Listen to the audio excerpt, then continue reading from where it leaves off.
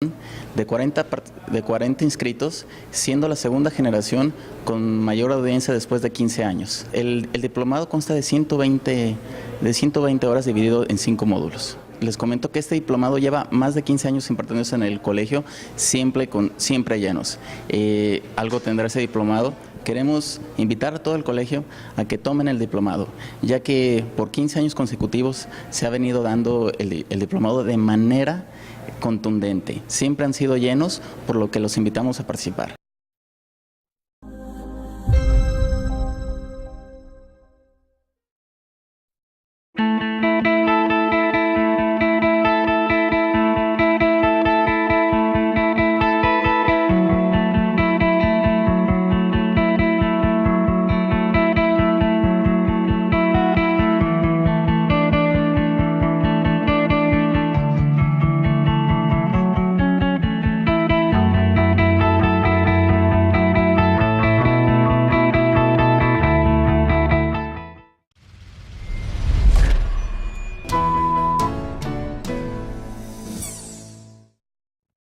Estamos terminando el diplomado en la auditoría gubernamental, que es el primero de los 2 de este año, que son los 2 objetivos máximos de la comisión. El día de hoy se están graduando alrededor de 26 personas, que tiene una importancia realmente para gobierno, porque es el primer diplomado que estamos haciendo con base a la nueva auditoría gubernamental que le llamamos.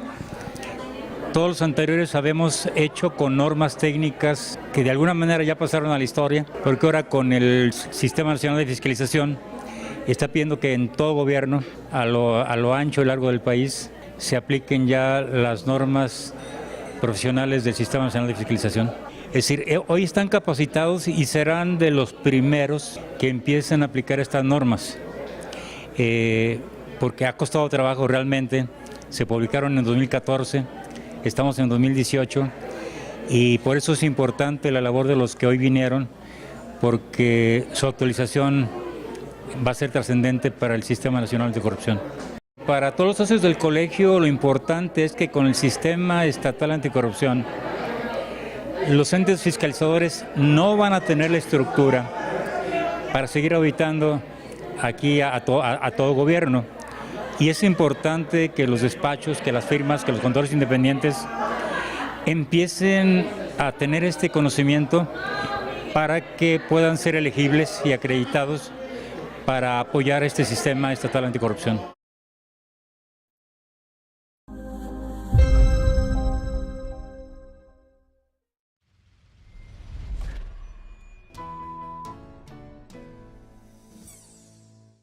Es la presentación del Diplomado de Normas de Información Financiera. Es un diplomado en el que vamos a hacer un repaso general de las normas de información financiera. Con todos estos cambios que se han venido dando en los últimos años, creemos que es necesario para nuestros socios tener una visión general de cómo se conforman ahorita las normas vigentes. Es un diplomado que consta de 6 módulos, donde vamos a repasar todas las áreas más importantes de los estados financieros, incluso al final un módulo de comparación con las normas internacionales de información financiera. Consta de 120 horas y arrancamos dentro de un mes.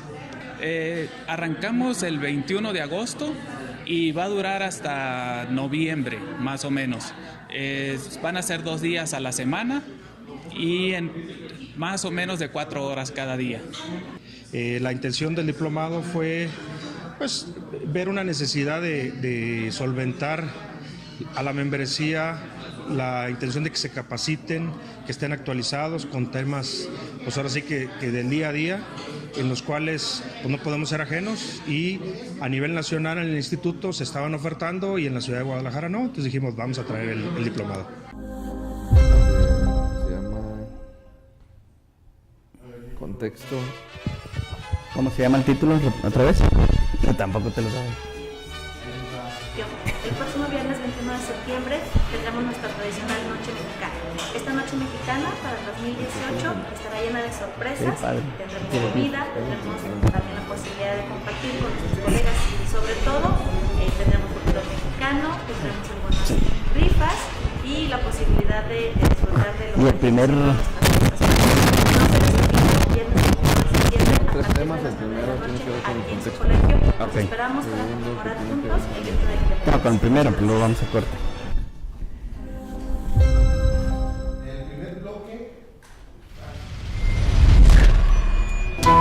Así no la echas, así si quieres. Concluimos hoy una edición más del Diplomado de Seguridad Social y Laboral, un diplomado que arrancó para principios de junio y que hoy 27 de julio eso ya se está viendo, ¿verdad? Durante el cual ¿No se dieron alrededor de unos 11 módulos con temas de actualidad en materia laboral, seguridad social, tanto también de la parte legal.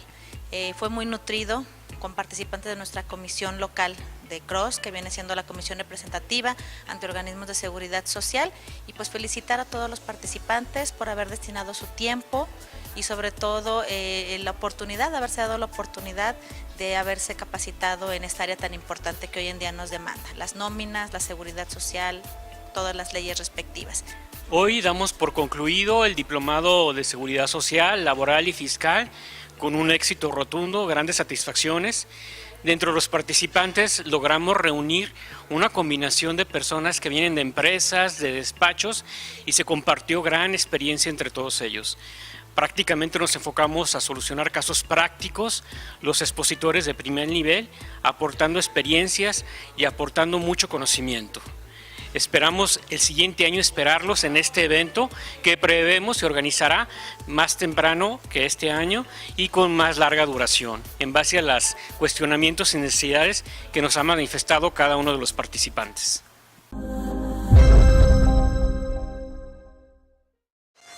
Consulte a su fiscalista. Colegio de Contadores Públicos de Guadalajara. Su fiscalista. ¿Qué tal? Muy buenos días. Gracias por su asistencia a este evento una vez más. Y antes de iniciar quisiera aprovechar para agradecer a mi compañero del Consejo, Sergio Flores, toda vez que él el mes pasado, nuestro programa el mes pasado, estuvo aquí presente bajo la conducción en ausencia de un servidor. Hoy es martes 14 de agosto y bueno, estamos a punto de empezar. Estábamos ahorita antes del aire bromeando, pero ahora sí vamos a arrancar. Y un tema muy interesante, estaremos hablando hoy de cuáles son las expectativas del nuevo entorno fiscal ante la nueva administración. Como todos sabemos, luego de una jornada histórica en nuestro país, histórica por varios aspectos. Primero, porque fue primera vez en muchos años donde fue la elección más grande en cuanto al número de candidatos por los que se tenía que votar, es decir, fue una confluencia de candidatos y de electores, y también por el resultado, pues para muchos sorpresivo, para otros no tanto. Y es un hecho que en el ejercicio siguiente, el inicio de una nueva administración, pues demandará diversos cambios. En la materia fiscal, por supuesto, no será la excepción. Hoy en día vemos cómo todos los días, incluso hoy en la mañana todavía salió en la prensa, salen declaraciones del presidente ya electo, toda vez que la semana pasada recibió su constancia, y vemos cómo salen declaraciones todos los días de acciones, de implementaciones que se van a ir llevando a cabo. Precisamente pareciera que ya está en funciones, ya no escuchamos mensajes, noticias de la administración actual, la hemos visto muy pasiva en los últimos meses. Sin embargo, pues la nueva administración todavía no entra en funciones, entrará en funciones el 1 de diciembre de este año. Y precisamente dentro de esas declaraciones, de esas notas, a veces por el propio presidente electo, a veces por algunos de los que él ha dicho que serán sus secretarios, como el secretario de Hacienda, u otros miembros de su gabinete, hemos visto ya algunas tendencias de lo que pareciera una eminente reforma fiscal o algunos cambios.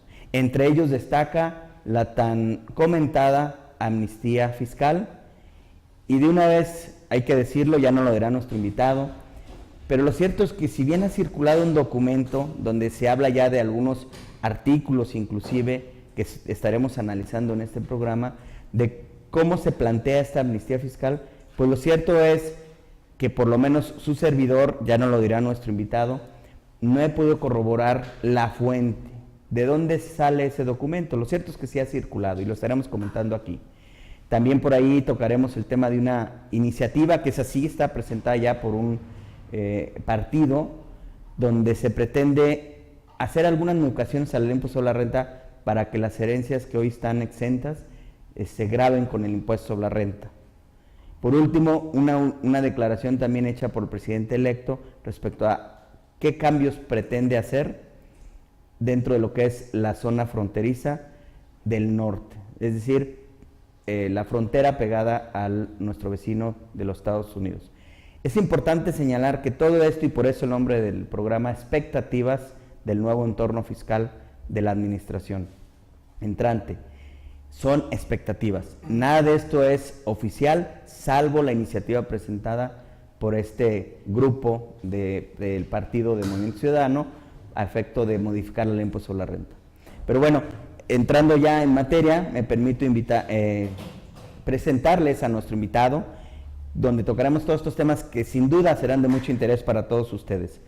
Hoy tenemos el agrado de contar con la presencia del maestro Ulises Cid Martínez Navarro. Él es licenciado en Contaduría Pública por la Universidad de Guadalajara, cuenta además con una maestría en Análisis Tributario por la misma Casa de Estudios, la Benemérita Universidad de Guadalajara, y también actualmente está estudiando la carrera de Derecho. Él fue asociado y gerente senior en la firma PricewaterhouseCoopers y actualmente es socio de la firma Schutz Consultores. Ulises, bienvenido, gracias por estar aquí. Nuevamente, tú ya habías estado aquí. Sí, Rodolfo, muchas gracias de nuevo por la invitación. Gracias al colegio, gracias a la gente que nos va a estar siguiendo durante el transcurso de esta hora. Y bueno, como bien comentas, Rodolfo, en un contexto en el que cambio de gobierno, cambio de partido, con arrasante prácticamente en esta nueva administración, y bueno, pues la verdad es que tiene muchas piezas con las que va a poder jugar. Sin embargo, en el contexto de lo que ha venido pasando a raíz de que se le da por parte del INE, se le entrega la constancia, y ya desde días anteriores, cuando estuvo como virtual ganador, pues la realidad es que la administración del futuro presidente Andrés Manuel López Obrador, así como los que él ha comentado como sus secretarios o inclusive subsecretarios o el jefe del SAT, pues noto yo en estos mensajes que se han venido dando,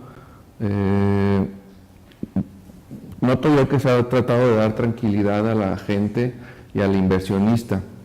Es decir, si nosotros escuchamos los primeros mensajes de Carlos Ursúa, quien va a ser el próximo secretario de Hacienda, la realidad es que ese mensaje en principio lo que busca es dar un mensaje de estabilidad, por lo menos a la población en general. Hay algunos puntos ahí que pueden ser controversiales, por ejemplo, sobre todo para el sector público, la disminución a los sueldos de los empleados del sector público, por ejemplo, es una de las cosas que puede ser muy discutible, pero la realidad es que en general lo que han buscado es un mensaje pues de prudencia desde mi punto de vista. ¿Cuál sería o cuál consideras tú que es como punto de partida del entorno actual para luego comentar ese documento que ha circulado de una probable amnistía fiscal, que por cierto también en días recientes hubo notas que dijeron que no en 2019 aparentemente? Así es. Pero sí me gustaría que la tocáramos para que la audiencia que nos ve y nos sigue profundizar en ese documento que ha circulado. Pero antes de eso, ¿cómo estamos actualmente? Sí, el contorno actual, como muchos de ustedes ya lo saben, pues prácticamente en la parte de la fiscalización, que es la parte que nos toca platicar aquí, pues es una fiscalización que se ha venido optimizando, un incremento en los ingresos recaudatorios, más o menos en términos porcentuales entre el 15 y del 18% anuales. La verdad es que se ha vuelto muy eficiente la recaudación. Y bueno, esto atiende en gran parte a la parte tecnológica, ¿no? Es decir, sin duda la parte tecnológica ha ayudado muchísimo al Servicio de Administración Tributaria, al SAT, que es el brazo armado y el brazo recaudador de este país, pues ha ayudado mucho a eficientar esa parte. Yo soy de la idea de que sin duda las políticas de fiscalización no se van a cambiar. De hecho, dentro del contexto y en los mensajes que ha venido dando el secretario de Hacienda, prácticamente la política fiscal en materia de ISR y en materia de IVA no se van a modificar, eso es lo que han venido diciendo, a excepción de lo que es la zona fronteriza, en la que Rodolfo ya nos comentó por aquí algo.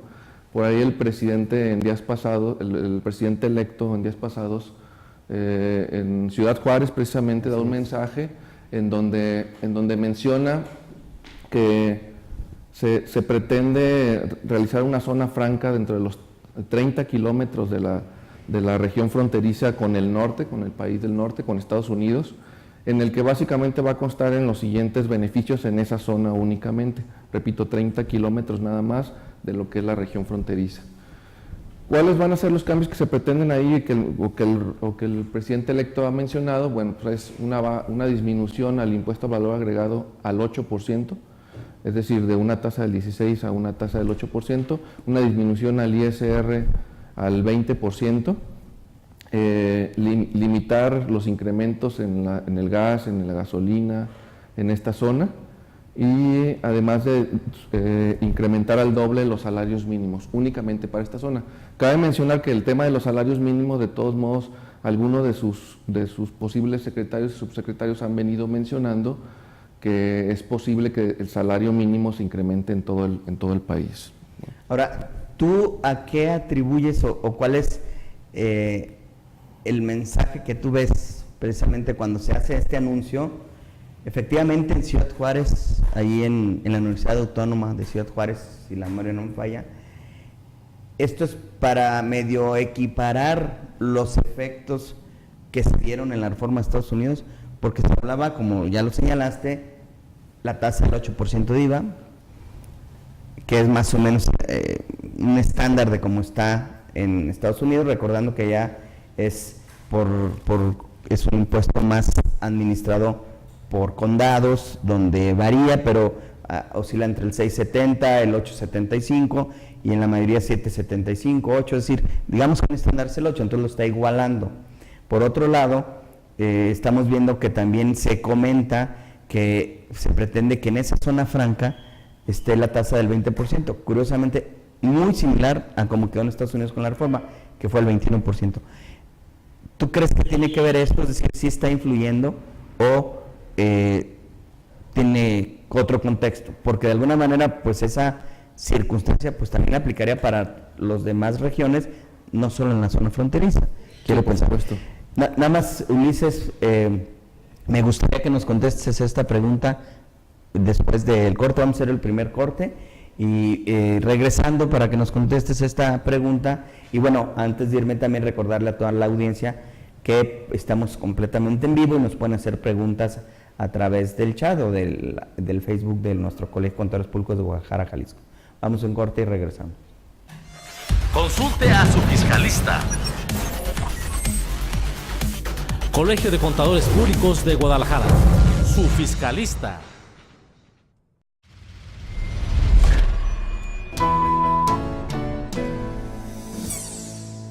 El día de hoy recibimos a 10 de los 14 colegios que integran la región centro-occidente y el motivo es muy importante. Es la celebración del segundo maratón de ética regional, el cual tuvimos como sede aquí en la ciudad de Guadalajara. Previo a este maratón regional, cada uno de los colegios organizó su maratón local, en el cual se convocaron a universidades de cada una de las ciudades.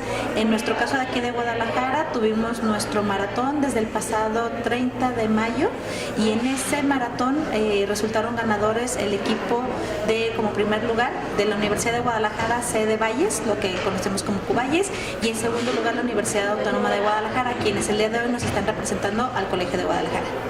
Entonces es muy importante estos eventos porque para los jóvenes, futuros contadores, futuros profesionistas y futuro de este país, organizar ese tipo de eventos representa el que se den cuenta, número uno, lo que es la profesión organizada, la profesión colegiada, que nos conozcan, que conozcan a su región, que sepan obviamente de lo que se trata ser parte de un colegio, pero lo más importante, que comiencen su carrera con la ética y con el profesionalismo que corresponde a nuestra profesión, que desde sus inicios sepan y conozcan el código de ética y lo que representa como orgullo, como honor, pero también como responsabilidad ser un contador.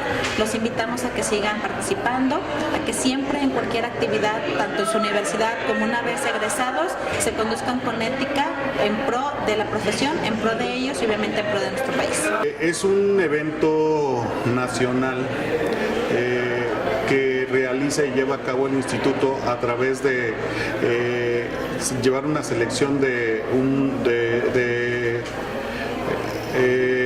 equipos o de estudiantes que participan en el maratón, en un maratón local que organizan los colegios que integran las regiones, que a su vez de ahí determinan dos ganadores, un primero y segundo lugar, que se van a competir al maratón regional, que es el que en este momento estamos llevando a cabo en el Colegio de Guadalajara como sede, donde participan los 14 colegios federados de la región centro-occidente y en equipos de dos, el primero y segundo lugar. De aquí sacaremos un primero y segundo lugar que se va a ir a competir a nivel nacional con las 5 regiones o con las 4 regiones adicionales que tiene el instituto. El objetivo principal es sembrar la semilla para que los estudiantes el día de mañana tengan muy bien visualizado el tema ético en nuestra profesión.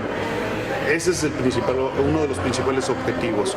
En este momento lo que nosotros estamos haciendo es que los estudiantes tengan la noción o el conocimiento de lo que significa la ética en nuestra profesión. Es un valor que nosotros le damos a estudiantes para el desarrollo profesional y futuro de ellos mismos al momento de ser profesionales en la carrera o en la contaduría pública.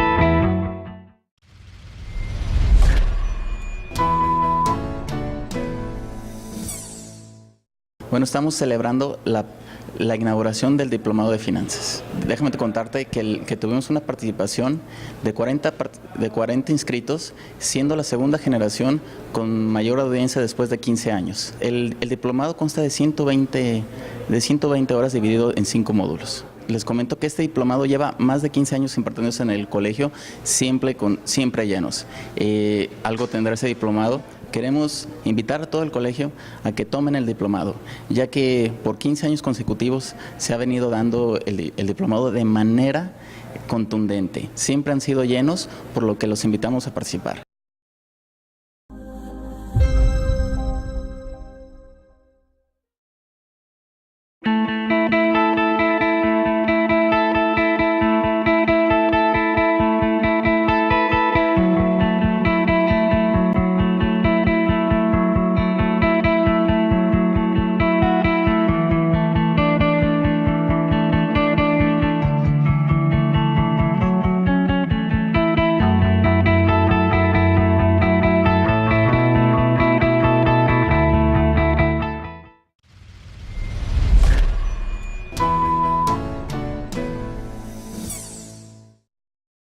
Estamos terminando el diplomado en la auditoría gubernamental, que es el primero de los 2 de este año, que son los 2 objetivos máximos de la comisión. El día de hoy se están graduando alrededor de 26 personas, que tiene una importancia realmente para gobierno, porque es el primer diplomado que estamos haciendo con base a la nueva auditoría gubernamental que le llamamos.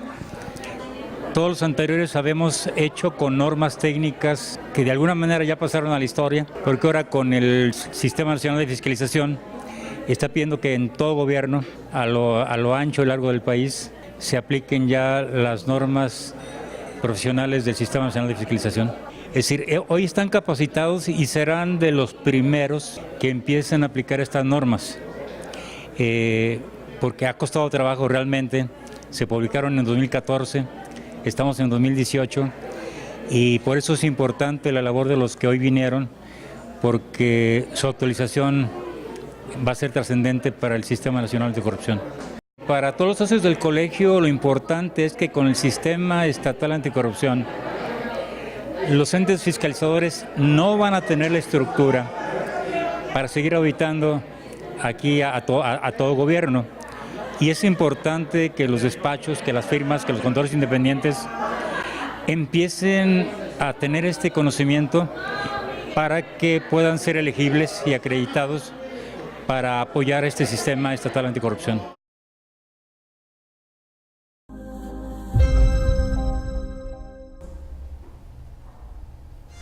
Consulte a su fiscalista. Colegio de Contadores Públicos de Guadalajara, su fiscalista. Regresamos, estamos hablando sobre las expectativas del entorno fiscal ante la nueva administración federal. Antes de irnos al corte, le hacía la pregunta a nuestro invitado, el maestro Ulises Cid Martínez Navarro, que si esas ideas o acciones que se plantearon por parte del presidente electo respecto a de una zona franca en la frontera con Estados Unidos, tenían que ver con la reforma de Estados Unidos, donde la tasa del impuesto sobre la renta en Estados Unidos bajó al 21%, y la propuesta que se anunció es que en esa zona franca haya una tasa del 20%, igual que una reducción del IVA a la mitad, es decir, que quede el 8%.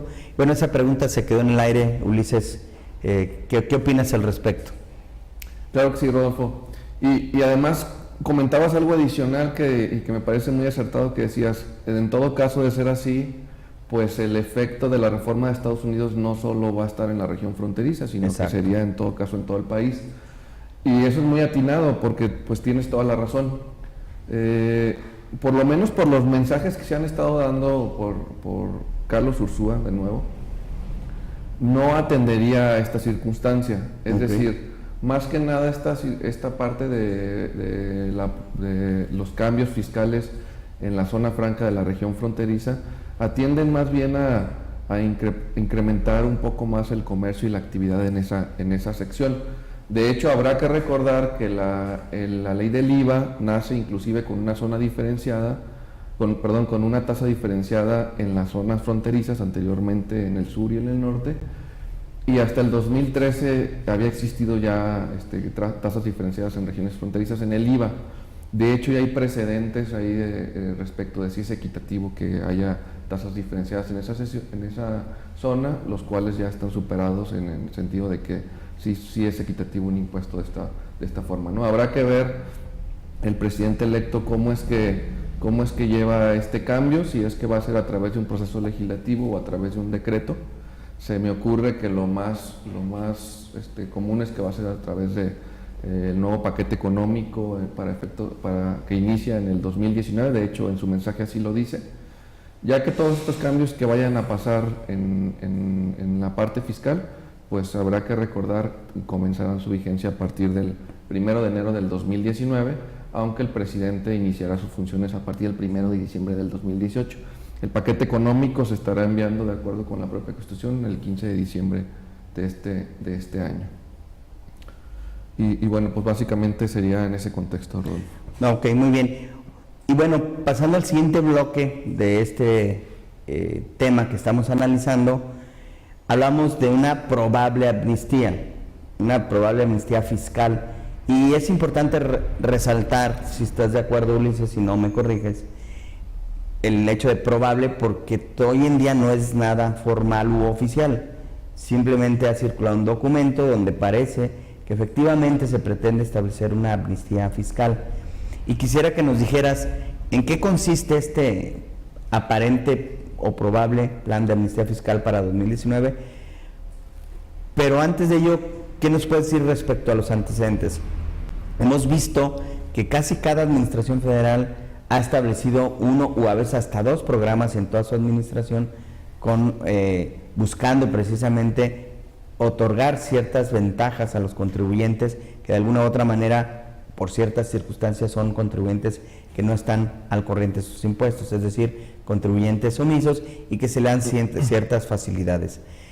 si bien es cierto, hay posiciones encontradas, hay quien manifiesta que ese tipo de programas pues no ayuda, porque al contrario parece que alienta el incumplimiento de obligaciones fiscales, siempre con la esperanza de que en las futuras administraciones habrá una probable amnistía o un perdón fiscal.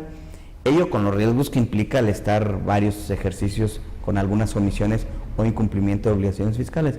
Por otro lado, hay quien dice, quienes están de acuerdo en este tipo de programas, toda vez que de alguna manera también incrementan la recaudación, propician el cobrar de alguna manera cuentas que pudieran ser a lo mejor incobrables o que repercutirían en costos importantes a la administración para recuperar los impuestos, y esto busca también el que de manera voluntaria se regularicen y obviamente sigan de alguna manera cumpliendo con su obligación. Entonces hay como posiciones encontradas, pero ¿qué ha pasado en la historia, Ulises? Sí, claro que sí, Rodolfo, con todo gusto. Pero antes de contestar esta pregunta, a mí me gustaría regresar al tema anterior, porque me quedó un tema que me parece preciso comentar. Adelante. La pregunta expresa precisamente a Carlos Ursúa, no respecto de si esta parte de la región fronteriza atendía al tema de la reforma de Estados Unidos, sino más bien respecto de los cambios que pudiera haber en la legislación mexicana por el tema de la reforma de Estados Unidos.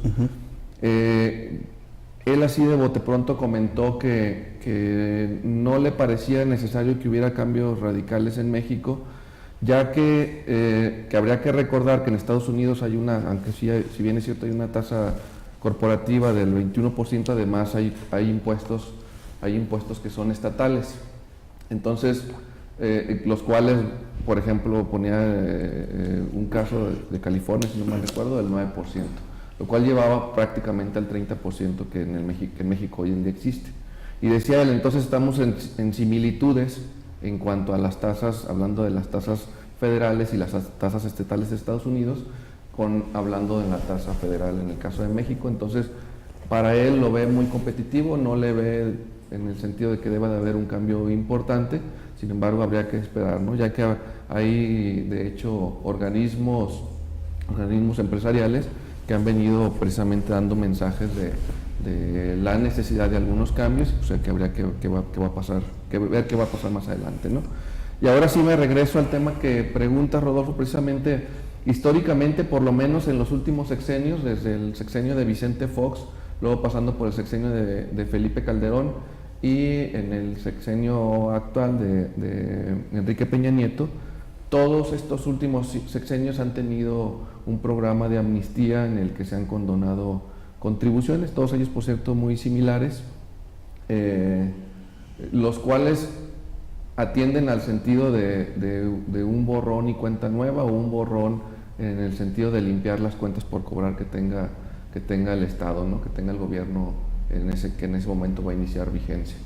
Entonces, las ventajas o desventajas, pues la verdad es que siempre van a ser muy discutibles. Por lo menos así la política fiscal ha venido siendo positiva en esa parte, y bueno, habría que ver en el caso de Andrés Manuel, el gobierno de Andrés Manuel López Obrador, si es que se incorpora este decreto.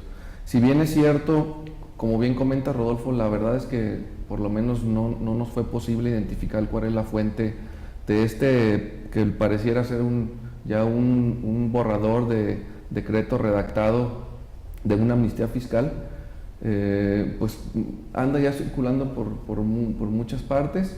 Y por otro lado también habría que poner en contraposición un mensaje que da Alfonso Romo, el que parece ser que va a ser el jefe de la oficina de gobierno de Andrés Manuel López Obrador, y en este sentido Alfonso Romo comenta que no se pretende que haya una amnistía, por lo menos en el primer año de gobierno. De acuerdo. Y bueno, este probable programa de amnistía, como bien dijiste, un decreto ya redactado, ¿en qué consiste? ¿Qué nos puedes comentar al respecto de ese decreto? Pareciera ya redactado, listo para hacer todo el proceso normativo para que pueda ser discutido. Ok. Este probable borrador de decreto lo que menciona es que separa, digamos, en dos grandes partes lo que son las contribuciones que se pretenden condonar. Primero, las contribuciones que tienen que ver con el ejercicio 2012 hacia atrás, o sea, las generadas por los ejercicios 2012 hacia atrás, y para efectos de estas contribuciones, respecto de las cuales habla de contribuciones federales, cuotas compensatorias, así como algunas multas por, como le llamamos, de forma, no de fondo, es decir, algunas multas que no tengan que ver con la omisión del pago de impuestos, sino con la omisión de alguna declaración, por ejemplo, de la presentación de alguna declaración.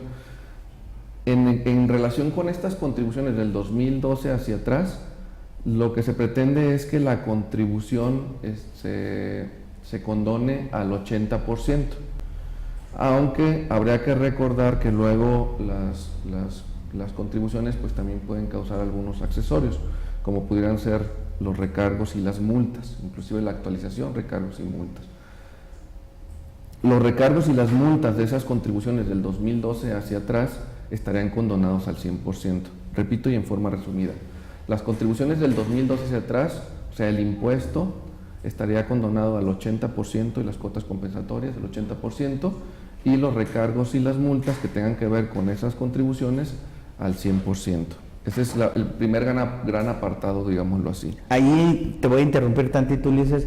Cuando hablas de contribuciones, ¿a qué tipo de contribuciones va dirigido este probable decreto de amnistía fiscal? Cuando hablas de que se pretende condonar el 80% de los adeudos que se tengan, ¿y cuáles adeudos? Créditos fiscales ya firmes, alguna autodeterminación de la contribución, ¿y cuáles contribuciones son las que se está refiriendo este probable decreto? Sí, muy buena pregunta. A los que se refiere este borrador son a contribuciones de créditos firmes y contribuciones autodeterminadas, es decir, el propio contribuyente.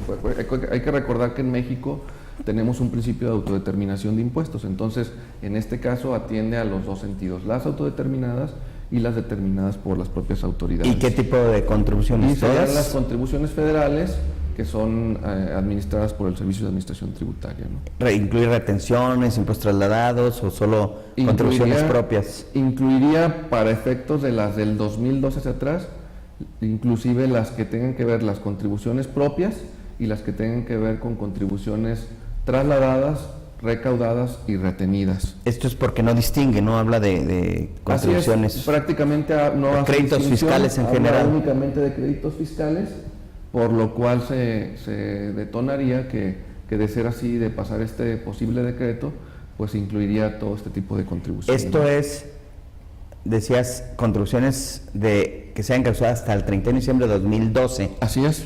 ¿Y qué pasa con 2013 en adelante? Ok, me gustaría hacer otra anotación en cuanto a las del 2012, si bien dije que la contribución tendría una exención del 80%, hay una facilidad adicional que dice que si el contribuyente fue sujeto de auditoría y en esa auditoría, digamos, salió limpio, pues, o salió correcta su autodeterminación de contribución. O incluso se había autocorregido, ¿no? Se autocorrigió. En ese caso, ese 80% pasaría a ser a una condonación del 100%.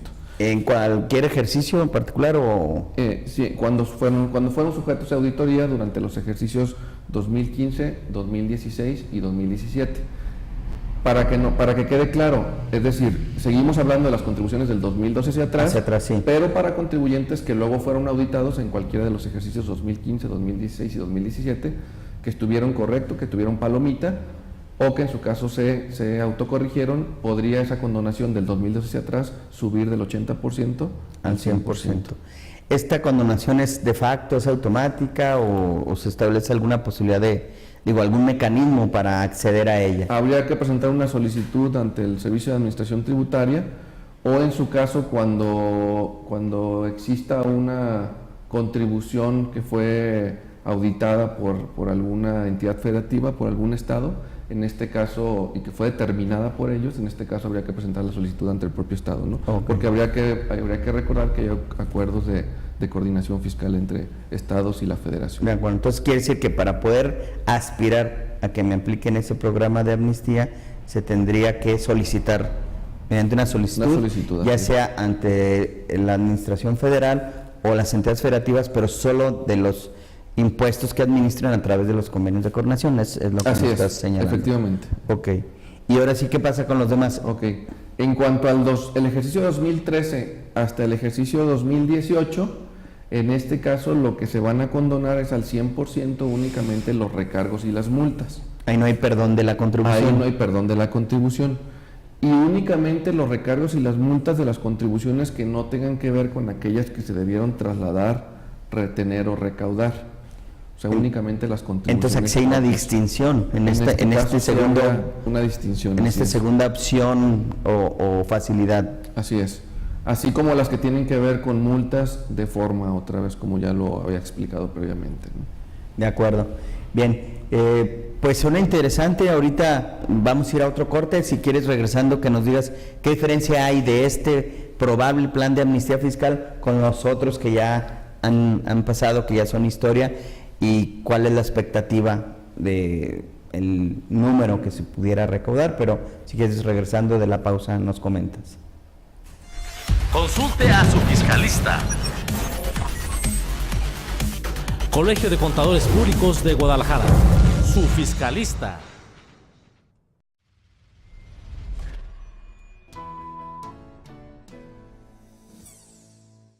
Es la presentación del Diplomado de Normas de Información Financiera.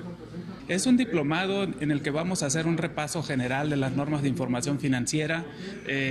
Con todos estos cambios que se han venido dando en los últimos años, creemos que es necesario para nuestros socios tener una visión general de cómo se conforman ahorita las normas vigentes. Es un diplomado que consta de 6 módulos, donde vamos a repasar todas las áreas más importantes de los estados financieros, incluso al final un módulo de comparación con las normas internacionales de información financiera. Consta de 120 horas y arrancamos dentro de un mes. Arrancamos el 21 de agosto y va a durar hasta noviembre, más o menos. Van a ser 2 días a la semana y más o menos de 4 horas cada día. La intención del diplomado fue pues, ver una necesidad de solventar a la membresía, la intención de que se capaciten, que estén actualizados con temas, pues ahora sí que del día a día, en los cuales pues no podemos ser ajenos, y a nivel nacional en el instituto se estaban ofertando y en la ciudad de Guadalajara no, entonces dijimos vamos a traer el diplomado.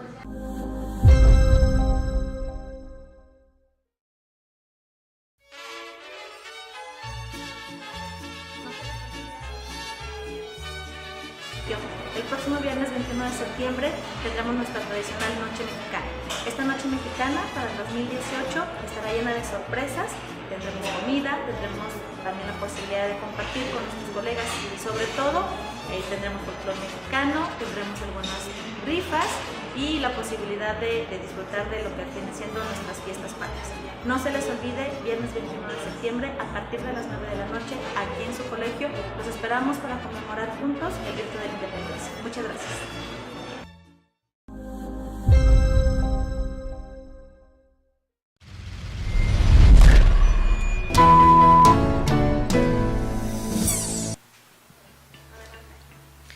Concluimos hoy una edición más del Diplomado de Seguridad Social y Laboral, un diplomado que arrancó para principios de junio y que hoy 27 de julio está concluyendo, durante el cual se dieron alrededor de unos 11 módulos con temas de actualidad en materia laboral, seguridad social, tanto también de la parte legal.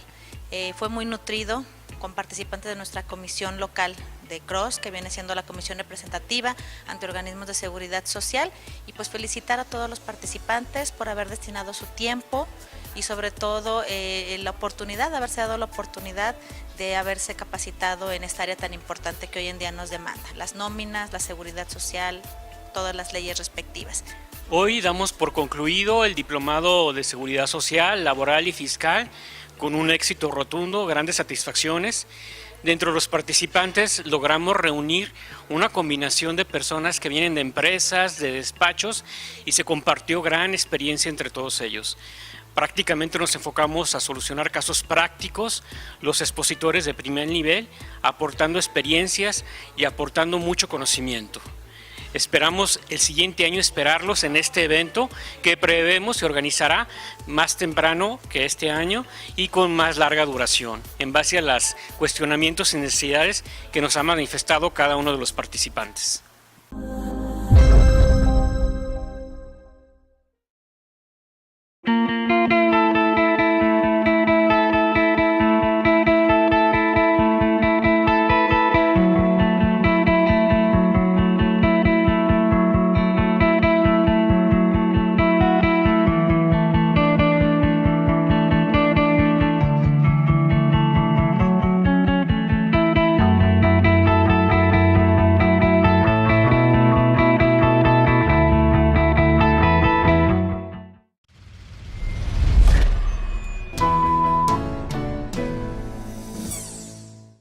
Bueno, estamos celebrando la inauguración del Diplomado de Finanzas. Déjame contarte que tuvimos una participación de 40 inscritos, siendo la segunda generación con mayor audiencia después de 15 años. El diplomado consta de 120 horas dividido en 5 módulos. Les comento que este diplomado lleva más de 15 años impartiéndose en el colegio, siempre llenos. Algo tendrá ese diplomado. Queremos invitar a todo el colegio a que tomen el diplomado, ya que por 15 años consecutivos se ha venido dando el diplomado de manera contundente. Siempre han sido llenos, por lo que los invitamos a participar.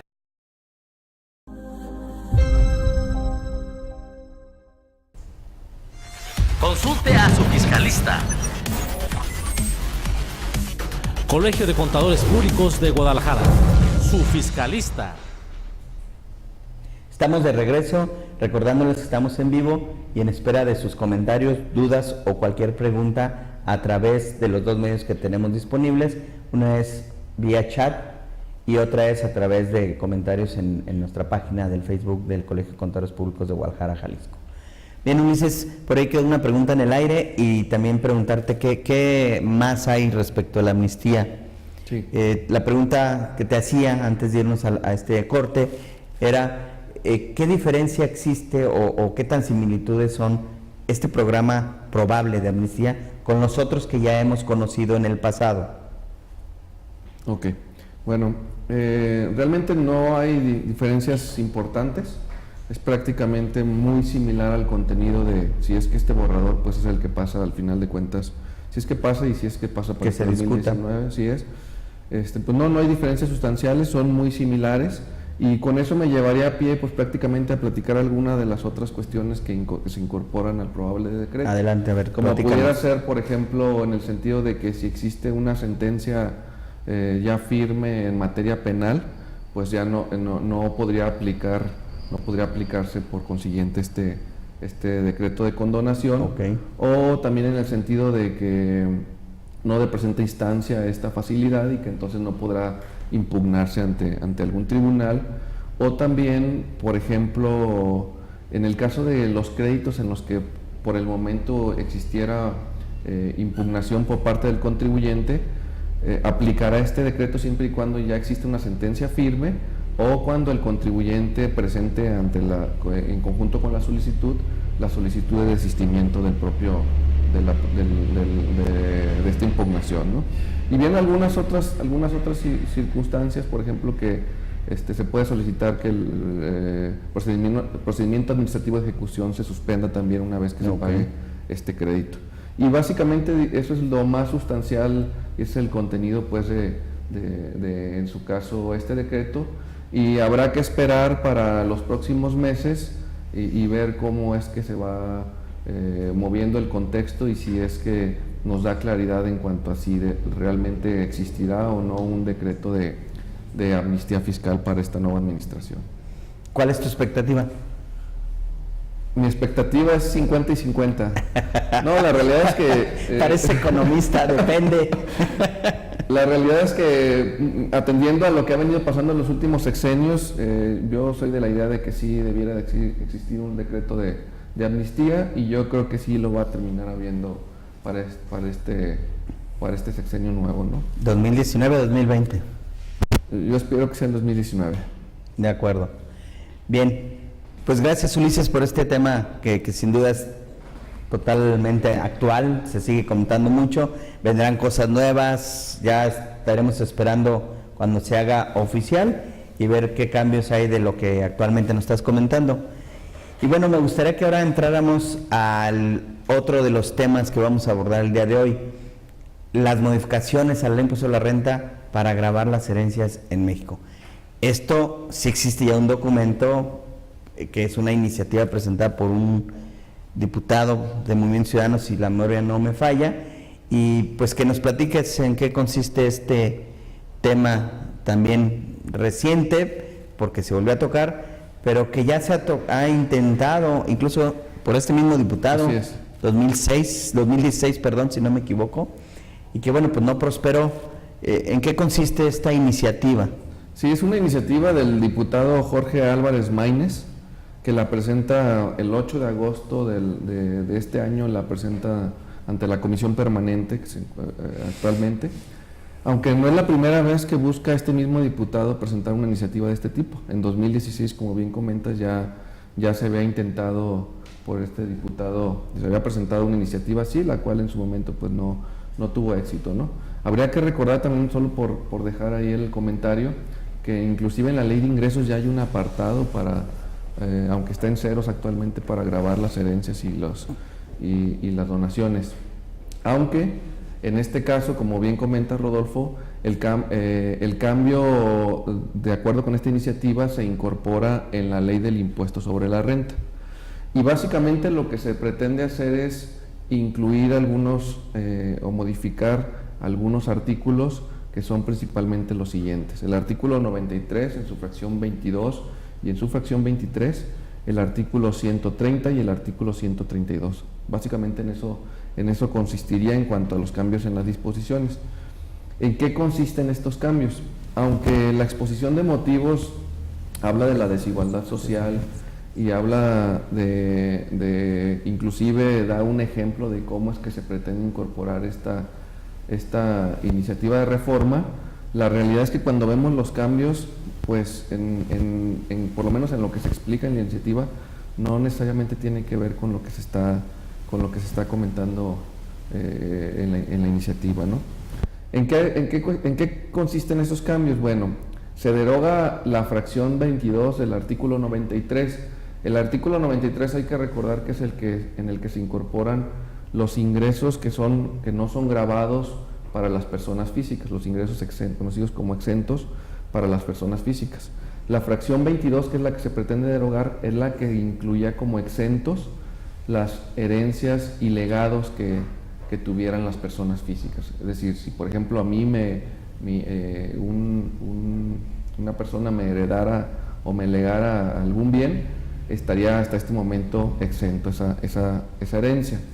Y la fracción 23 habla de las donaciones.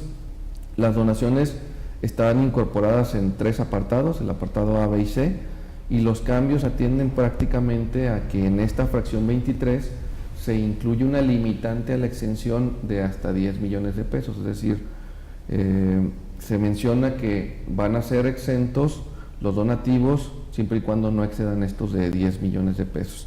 Hay que recordar que el apartado A habla de los donativos que son entre cónyuges y los que se perciban de los que perciban los descendientes de sus ascendientes en línea recta, y el apartado B habla de los que se perciban de los ascendientes de sus descendientes en línea recta. Es decir, hasta aquí dicho, lo que se estaría quitando es la exención de las herencias y limitando la exención de las donaciones hasta 10 millones de pesos. Ese es el primer cambio.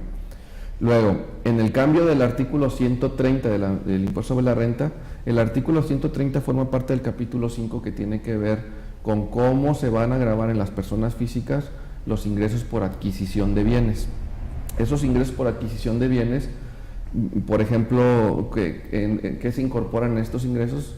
Los donativos, los tesoros y algunos otros pues que se encuentran ahí, ¿no? Y se incorpora en este caso la fracción 6 que tienen que ver con que en este 130, o sea, en ingresos por adquisición de bienes, van a estar grabados las herencias y los legados que excedan hasta 10 millones de pesos. Entonces, Hasta aquí dicho, en el artículo 130 se deja la fracción 1 que tiene que ver con donaciones, o sea, van a estar grabadas las donaciones, y se incorpora la fracción 6 que tiene que ver con herencias o legados únicamente cuando excedan de hasta 10 millones de pesos. Otro de los cambios es en el artículo 132. El 132 habla de cómo se van a determinar los pagos provisionales en el caso de ingresos, del capítulo de ingresos por adquisición de bienes. Lo único que se incorpora en este 132 es que determina la mecánica con un pago del 20% sobre el ingreso que se obtenga, excepto en los casos de del numeral 6, le llaman aquí, de la fracción 6 del 130. Acuérdense que la fracción 6 del 130 incorpora las herencias o legados. ¿Y por qué es que excluye ese 132, incorporando que dice que esta fracción 6 no entraría dentro de esta mecánica?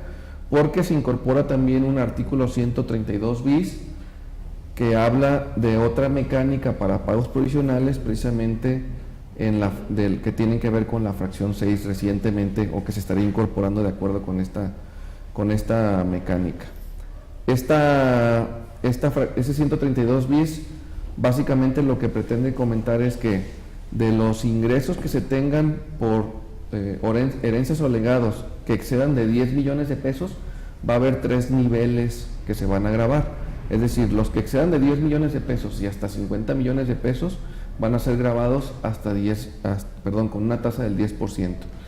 Los que excedan de 50 millones de pesos y hasta 100 millones de pesos van a estar grabados con una tasa del 20%, y los que excedan de 100 millones de pesos en la herencia o legado van a estar grabados con una tasa del 30%. En eso consiste básicamente los cambios, aunque habría que hacer algunas precisiones que ya desde mi punto de vista en la técnica legislativa, de por lo menos como está la iniciativa, la verdad es que desde mi punto de vista creo que deja mucho que desear. Rodolfo, si me lo permites, pudiéramos... Sí, adelante, comenta. Ok, entonces, ¿cuáles son las reflexiones que yo haría? Primero, la limitante de 10 millones de pesos en la iniciativa de reforma se pretende dar una especie de exención de hasta 10 millones de pesos. Sin embargo, cuando se incorpora una fracción 6 en el artículo 130, que habla del capítulo de adquisición de bienes, pareciera que no es muy claro en el sentido de que ya no va a estar exento los primeros 10 millones de pesos, porque hay que recordar que se elimina como exención la fracción 22 del artículo 93, es decir, se elimina automáticamente como exención las herencias o legados, aunque se incorpora en el 130 que van a estar grabados las herencias o legados a partir de 10 millones de pesos. Sin embargo, yo no estaría del todo claro si esos 10 millones de pesos iniciales estarían exentos. De hecho, creo yo, haciendo un primer análisis, esos 10 millones de pesos más bien formarían parte de algún otro capítulo, por ejemplo, el capítulo de otros ingresos en la ley del impuesto sobre la renta. Es decir, se grabarían los primeros 10 millones de pesos en de herencias o legados con el capítulo de otros ingresos, y los siguientes, la siguiente cantidad después de los 10 millones de pesos se grabarían de acuerdo con la mecánica del capítulo de ingresos por adquisición de bienes. Y luego, se pretende, por lo menos por lo que dice la exposición de motivos, que los ingresos que excedan de 10 millones sean grabados con las tasas estas diferenciadas del 10, 20 y 30% que ya expliqué, dependiendo si la herencia es de más de 10 millones hasta 50, de más de 50 hasta 100 y más de 100 millones. Se pretende así, por lo menos así lo dice este diputado. Sin embargo, en relación con la modificación que se pretende realizar al cambio del 132 y 132 bis, únicamente modificaría la mecánica de lo que es el pago provisional. Es decir, habría que recordar que estos contribuyentes efectúan pagos provisionales a cuenta del impuesto anual. ¿Qué significaría esto? Que esta mecánica, como quedó redactado este cambio, únicamente se aplicaría para el impuesto que se determina a cuenta del impuesto anual. Es decir, otra vez, estas tasas diferenciadas se aplicarían únicamente para el impuesto anual y solamente para herencias o legados. Eso me llevaría a lo siguiente. Eso quiere decir que al haberlas quitado de las exenciones, automáticamente se grabarían como ingresos en el capítulo de adquisición de bienes y por consiguiente se tendrán que incorporar a la mecánica del cálculo anual de las personas físicas, que se encuentra regulado en el artículo 152 de la Ley del Impuesto sobre la Renta. Automáticamente se tendrían que llevar a esta mecánica, es decir, se suman a todos los ingresos que tengan las personas físicas y se aplicaría una tarifa proporcional con sus ingresos que va hasta el 35% con una tarifa máxima. Es decir, no realmente se grabaría estos ingresos con unas tarifas diferenciadas, sino que automáticamente nos llevaría a una mecánica de llevarlo a la suma de todos los demás ingresos que tenga la persona física, pudiendo tenerse inclusive una tarifa de hasta el 35%.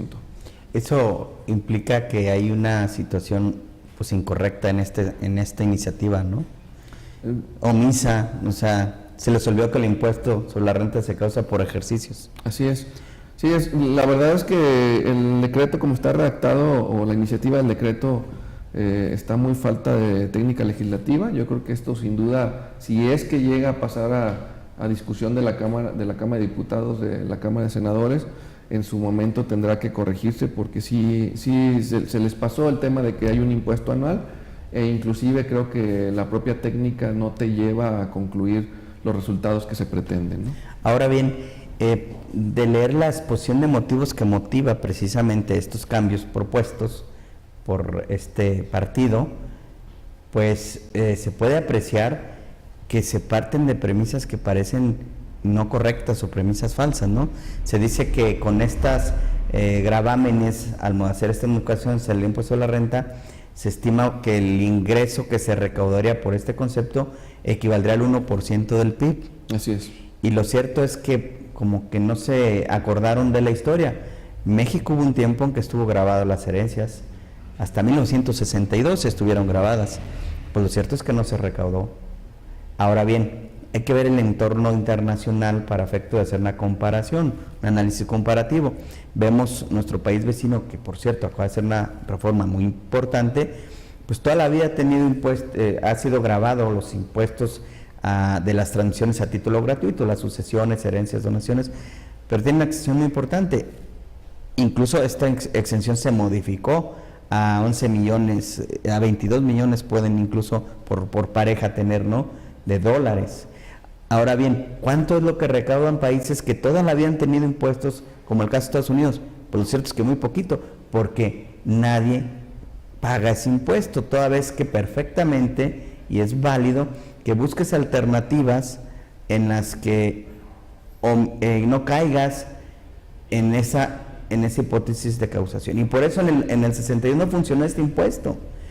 Es tan fácil como, en lugar de donar las cosas, pues a través de personas morales, algunos fideicomisos y demás, y eso es lo que hacen los países en el mundo, o los contribuyentes en los países del mundo, y lo cierto es que ese 1% es ficticio, no se va a lograr, y además creo que en lugar de ayudar, pondría en riesgo el derecho a la propiedad de los mexicanos.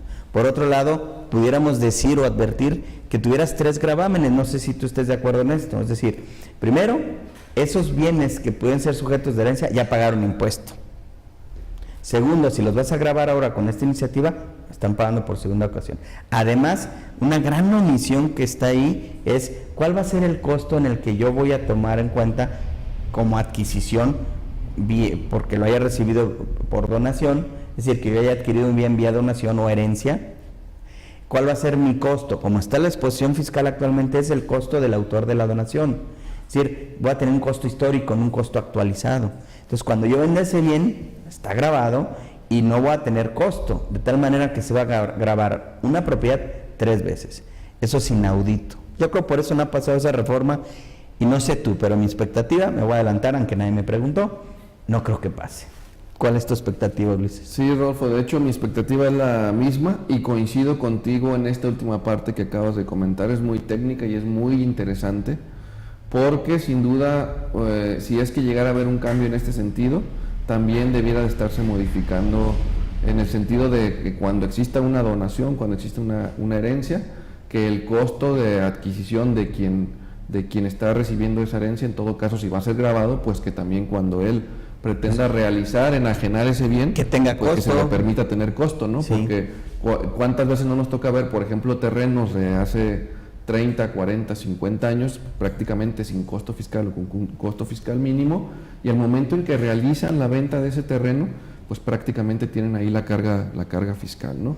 Y sí, coincido contigo, aunque por un lado la OCDE ha venido presionando a países como México, que son de los pocos, de hecho eso es parte de lo que se menciona en la iniciativa de reforma, la OCDE ha venido presionando en el sentido de que se incorporen impuestos de este tipo. La realidad es que, por ejemplo, en el caso de Estados Unidos pues fue un poquito al revés, ¿no? Al contrario, la exención se duplicó prácticamente, y bueno, pues hoy en día tenemos ahí políticas públicas, políticas fiscales encontradas en ese sentido, ¿no? La mecánica de Estados Unidos, que se ha venido, inclusive se pretendía quitar, si no mal recuerdo, y si recuerdas, sí, Rodolfo, en 5 años que se eliminara. Así es. Acabo de decir algo bien importante, si bien es cierto, muchos países que son miembros de la OCDE tienen este impuesto, y México no, ya ha habido de alguna manera muchas recomendaciones al respecto, lo cierto es que también la tendencia mundial es que tendiente a desaparecer, con independencia de que los países hoy en día lo tienen, países miembros de la OCDE, la tendencia mundial es que esté desapareciendo, precisamente por lo que acabo de comentar. No se recauda nada por ese impuesto. Porque es muy, o sea, tú puedes ordenar tu patrimonio de tal manera en que pues nunca caigas en esa hipótesis. Luego se convierten, Rodolfo, desde mi punto de vista, en impuestos muy con sentido político, ¿no? Porque es gravo a los grandes patrimonios. Gravo, ¿no?, a los Entonces, ricos. Exacto. Es decir, es una iniciativa y eso es populismo. Es un tema de populismo. En donde es un tema completamente de partidos de izquierda, donde voy a grabar a todos los ricos, pero lo cierto es que no terminan pagando esos impuestos. Esa es la realidad. Yo creo que si se hace un estudio serio, responsable, en la Cámara de Diputados, no debería pasar esa reforma. Así es, yo coincido contigo, yo creo que y menos desde mi punto de vista como está redactada el decreto, la verdad es que causaría más problemas de los beneficios que generaría. Claro. En todo caso, se debiera analizar con un verdadero estudio científico cuál sería el impacto de incluir una reforma así y probable con otro contenido muy distinto a ¿no? Probablemente. De acuerdo. Oye, pues el tiempo en el aire, en la tele es fugaz y estamos prácticamente llegando al final. Así es. Solamente comentarte que tenemos algunos saludos. Nos manda saludos Fermín Palacios de Veos Asesoría Contable. También mandan saludos Carlita de Carvajal. Por otro lado también la contadora Mabel, que nos está viendo, te manda saludos y felicita por el programa. Y bueno, solamente nos resta un minuto para que nos digas tus conclusiones de los 3 temas que vimos. Bueno, realmente es muy poco tiempo. De nuevo agradezco, Rodolfo. Bueno, para concluir, si lo ponemos en orden como lo venimos comentando, bueno, primero el contexto es, se ha tratado de generar un tanto de prudencia en el mensaje del equipo de Andrés Manuel López Obrador. Pareciera que las reformas principales más van a tener que ver con la redistribución del gasto público, más que tengan que ver con el tema de la recaudación. Yo creo que el tema de la recaudación va a venir siendo igual, ya que la verdad es que es una fórmula que les ha venido funcionando muchísimo. El tema tecnológico sin duda se va a venir privilegiando, el tema de la generación de información fiscal se va a venir privilegiando. Ese tema yo creo que no va a sufrir un cambio importante. Y por otro lado, en los temas que también abordamos en cuanto al estímulo, el probable estímulo de condonación o de amnistía fiscal, pues habría que ver, todavía falta tiempo. Mi pronóstico ya lo había comentado, es probable que sí se incorpore, aunque ha habido algunos mensajes en el sentido de que no lo habrá, ¿no? Pero yo creo que sí hay condiciones para que lo exista y habría que esperar. Y bueno, en esta última parte que abordamos, que fue una iniciativa de reforma para gravar a las herencias y legados y donaciones, pues la verdad es que, como ya lo comentamos, pues es muy carente de técnica legislativa y la verdad es que pareciera que no está incorporado en un análisis real y en un análisis de bases objetivas, ¿no? Entonces, mi pronóstico pues es que también no va a pasar, o no debiera pasar, por lo menos en un mundo de coherencia legislativa, ¿no? Perfecto, pues muy puntual con tus conclusiones, Ulises. Agradecerte el que hayas aceptado la invitación, esta es tu casa. Y bueno, agradecer a todo el equipo de producción, Billy, gracias, Roberto, Elvira, por todo y recordarles, nos vemos el próximo mes, segundo martes de cada mes, 9 a 10, tenemos una cita para tocar temas fiscales con mucho interés y sobre todo de actualidad con grandes expositores. Tenemos por ahí en pantalla un anuncio también de un evento que resulta interesante, va a ser en la ciudad de Guadalajara, es el 16º Congreso Nacional de la Asociación Mexicana de Derecho, de la Academia Mexicana de Derecho Fiscal, y va a ser aquí en la ciudad de Guadalajara, en la Universidad Autónoma, los días 3, 4 y 5 de octubre. Este evento tiene precio especial para los socios del Colegio de Contadores Públicos de Guadalajara, Jalisco. Quienes estén interesados pueden inscribirse directamente en la página de la Academia Mexicana de Derecho Fiscal. Muchas gracias por su preferencia. Nos vemos, primero Dios, dentro de un mes. Gracias y hasta la próxima. Gracias. Consulte a su fiscalista. Colegio de Contadores Públicos de Guadalajara. Su fiscalista.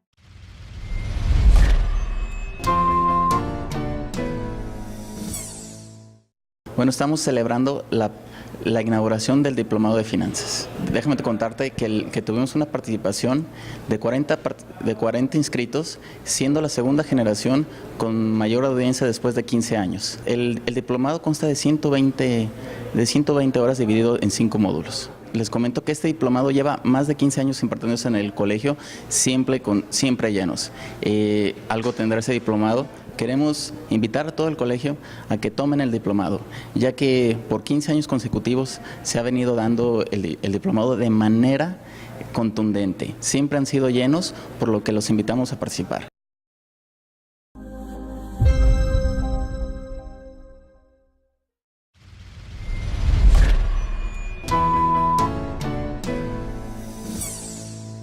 El día de hoy recibimos a 10 de los 14 colegios que integran la región Centro-Occidente y el motivo es muy importante. Es la celebración del segundo maratón de ética regional, el cual tuvimos como sede aquí en la ciudad de Guadalajara.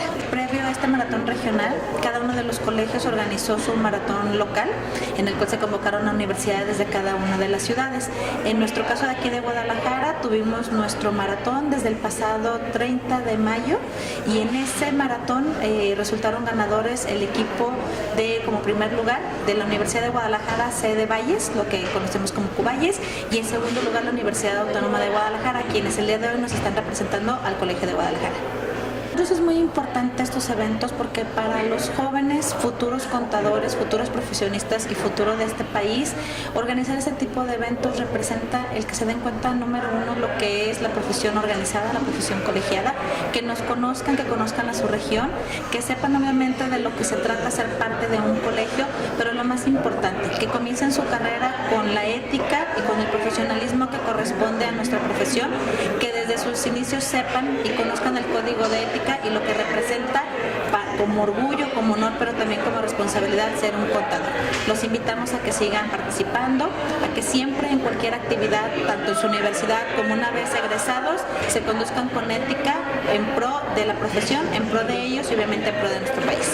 Es un evento nacional que realiza y lleva a cabo el instituto a través de llevar una selección de equipos o de estudiantes que participan en el maratón, en un maratón local que organizan los colegios que integran las regiones, que a su vez de ahí determinan 2 ganadores, un primero y segundo lugar, que se van a competir al maratón regional, que es el que en este momento estamos llevando a cabo en el Colegio de Guadalajara como sede, donde participan los 14 colegios federados de la región Centro-Occidente y en equipos equipos de 2, el primero y segundo lugar. De aquí sacaremos un primero y segundo lugar que se va a ir a competir a nivel nacional con las 5 regiones o con las 4 regiones adicionales que tiene el instituto. El objetivo principal es sembrar la semilla para que los estudiantes el día de mañana tengan muy bien visualizado el tema ético en nuestra profesión. Ese es uno de los principales objetivos. En este momento lo que nosotros estamos haciendo es que los estudiantes tengan la noción o el conocimiento de lo que significa la ética en nuestra profesión. Es un valor que nosotros le damos a estudiantes para el desarrollo profesional y futuro de ellos mismos al momento de ser profesionales en la carrera o en la contaduría pública.